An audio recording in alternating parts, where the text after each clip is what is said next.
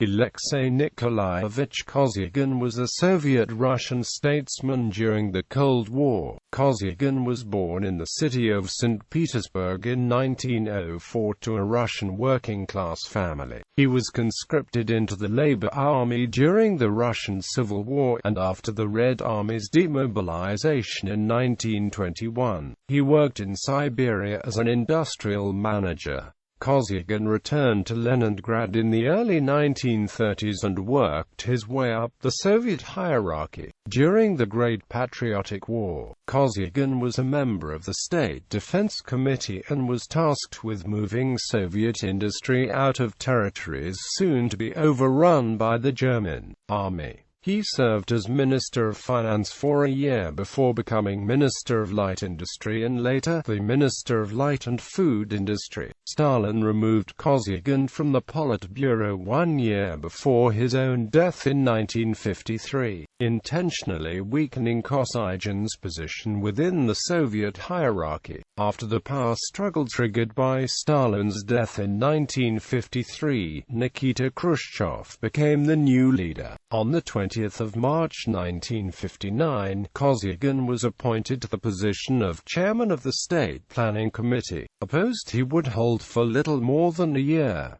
Kosygin next became first deputy chairman of the Council of Ministers. When Khrushchev was replaced in 1964, Kosygin and Leonid Brezhnev became premier and first secretary respectively. Kosygin, along with Brezhnev and Nikolai Podgorny, the chairman of the Presidium of the Supreme Soviet, was a member of the newly established collective leadership. Kosygin became one of two major power players within the Soviet hierarchy, the other being Brezhnev, and was able to initiate the failed 1965 economic reform, usually referred to simply as the Kosygin Reform. This reform, along with his more open stance on solving the Prague Spring, made Kosygin one of the most liberal members of the top leadership. More conservative members of the top leadership saw some of Kosygin's policies as too radical, but they were never able to depose him as premier, even if he and Brezhnev disliked each other. By the 1970s, Brezhnev had consolidated enough power to stop any radical, reform-minded attempts by Kosygin. In 1980, Kosygin retired from office due to bad health, dying 2 months later on the 18th of December 1980.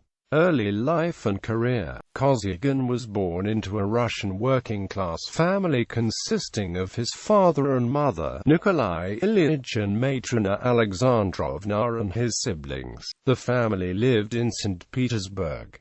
Kosygin was baptized 1 month after his birth on the 7th of March. He was conscripted into a labor army on the Bolshevik side during the Russian Civil War. After the Red Army's demobilization in 1921, Kosygin attended the Leningrad Cooperative Technical School and found work in the system of consumer cooperatives in Novosibirsk, Siberia. When asked why he worked in the cooperative sector of the economy, Kosygin replied, quoting a slogan of Vladimir Lenin, "Cooperation, the path to socialism."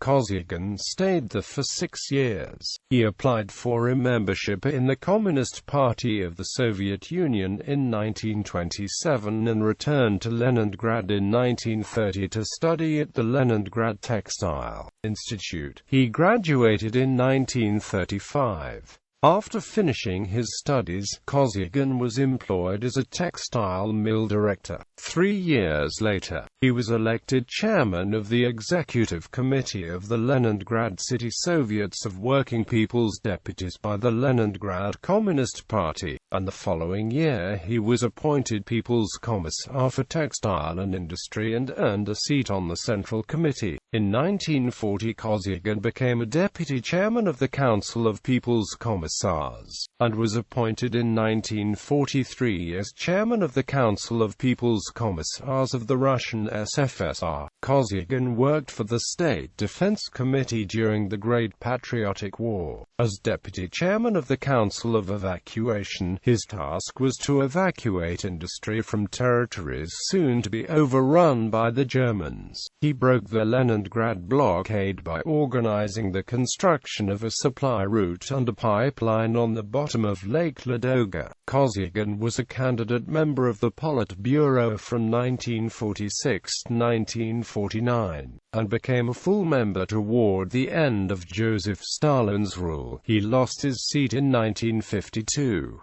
He briefly served as Minister of Finance in 1948, and as Minister of Light Industry from 1949 to 1953. Stalin-era His administrative skills led Stalin to take Kosygin under his wing. Stalin shared information with Kosygin, such as how much money the families of Vyacheslav Molotov, Anastas Mikoyan, and Lazar Kaganovich possessed, spent and paid their staff. A Politburo member earned a modest salary by Soviet standards but enjoyed unlimited access to consumer goods. Kosygin was sent by Stalin to each home to put the houses into proper order. Assignments such as these made Kosygin unpopular with certain members of the Soviet leadership. Kosygin told his son-in-law Mikhail Gavashiani, an NKVD officer, of the accusations leveled against his co-worker Nikolai Vazhninsky, then chairman of the State Planning Committee and a first deputy premier, because of his possession of firearms. Gavashiani and Kosygin threw all the weapons into a lake and searched both the houses for any listening devices. They found one at Kosygin's house, but it might have been installed to spy on Marshal Georgy Zhukov, who had lived there before him. According to his memoirs, Kosygin never left his home without reminding his wife what to do if he did not return from work. After living 2 years in constant fear, the family reached the conclusion that Stalin would not harm them. Kosygin, along with Alexei Kuznetsov and Vazhninsky, formed a troika in the aftermath of the war, with all three being promoted up the Soviet hierarchy by high-standing officials such as Stalin. There is a theory that Lavrentiy Beria and Georgy Malenkov plotted against them in 1950, and initiated what became known as the Leningrad Affair, which consisted of several fabricated criminal charges against Kuznetsov and Vazhninsky.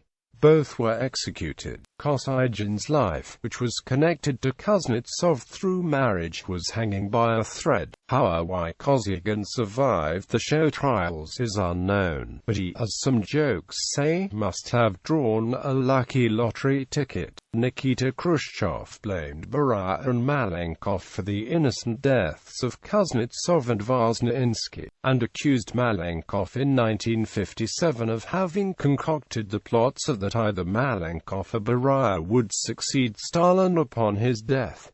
Khrushchev era. Following Stalin's death in March 1953, Kosygin was demoted, but as a staunch ally of Khrushchev, his career soon turned around. While never one of Khrushchev's proteges, Kosygin quickly moved up the party ladder. Kosygin became an official of the State Planning Committee in 1957, and was made a candidate member of the Politburo. He was promoted to the State Planning Committee chairmanship, and became Khrushchev's first deputy premier in 1960.